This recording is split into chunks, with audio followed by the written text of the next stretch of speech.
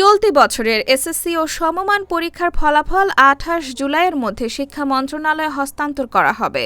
আজ বৃহস্পতিবার the daily ক্যাম্পাসকে এ তথ্য নিশ্চিত করেছেন আন্তঃশিক্ষা সমন্বয় কমিটির সভাপতি ও ঢাকা মাধ্যমিক ও উচ্চ মাধ্যমিক শিক্ষা বোর্ডের চেয়ারম্যান অধ্যাপক সৈয়দ আখতারুজ্জামান।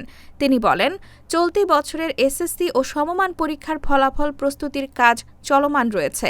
২৭ বা ২৮ জুলাইয়ের মধ্যে শিক্ষা মন্ত্রণালয়ের সংশ্লিষ্ট বিভাগে জমা দেওয়া হবে।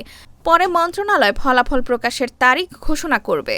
আমরা আমাদের কাজ করে যাচ্ছি। জানা গেছে, সাধারণত এসএসসি ও সমমান পরীক্ষার লিখিত অংশ শেষ হওয়ার ৬০ দিনের মধ্যে ফল প্রকাশ করা হয়। এবছর এসএসসি ও সমমান পরীক্ষা শুরু হয় ২১ এপ্রিল। সাধারণ শিক্ষা বোর্ডগুলোর অধীনে লিখিত পরীক্ষা শেষ হয় ২০ মে। অন্যদিকে দাখিল ও এসএসসি ভোকেশনাল পরীক্ষার লিখিত অংশ শেষ হয় ২৪ মে।